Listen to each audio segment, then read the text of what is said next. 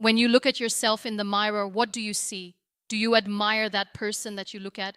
Do you appreciate that person enough? When was the last time you told yourself that you are enough? When was the last time and you told yourself that you're beautiful just the way you are? When was the last time you told yourself that you're strong because you never gave up? And if I asked you to name all the things that you love, how long would it take for you to take your name?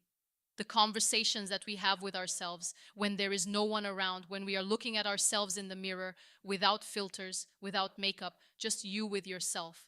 Those conversations are the most authentic, meaningful, profound, and life-changing conversations that you will ever have with anyone in your entire life. But here is the question: are those conversations worth listening? Are those conversations meaningful enough? One of the most difficult things you will ever experience is to appreciate and admire yourself. When you are at your worst, we all have been through those moments. I've been through that moment too. And I'll share that with you.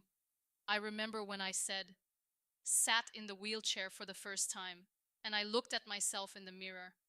I hated that side. It wasn't a blissful side at all, because there was a time when I used to walk around, when I used to stand, I used to look at myself in the mirror. I used to say, oh, how beautiful. And then there I was in the wheelchair for the rest of my life. It was so hard for me to understand that that was my new reality, that the wheelchair is going to be the part of my life for the rest of my life. But as they say, self-love and healing takes time.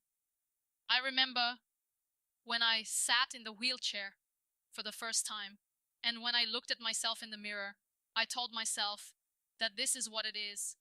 I have to accept myself the way I am, the sooner the better. Or I can sit in the corner of the room, wait for the miracle to come, and make me walk and ask people for mercy and their time. But here is the thing. World moves on.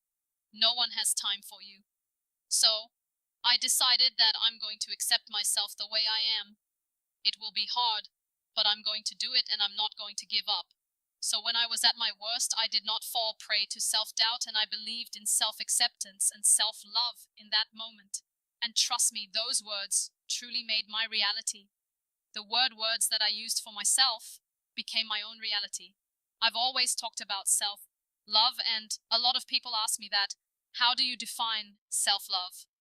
I always say that love yourself, but don't fall in love with yourself. And there's a huge difference between the two. I'll tell you how they say, love is blind. Because when you fall in love with someone, you are unable to see their flaws. You are unable to see the problems. You are unable to see their toxicity. You do not want them to improve or to become better. You just love them the way they are. The same thing happens when we fall in love with ourselves. We are unable to see our mistakes. We are unable to improve. We don't believe in self-analysis, and that is dangerous. Whereas when you love yourself, you want to improve. You believe in self-analysis. You do not look at other people's flaws because you're too busy correcting your own flaws. You want to become a better person every single day. That is what self-love is all about.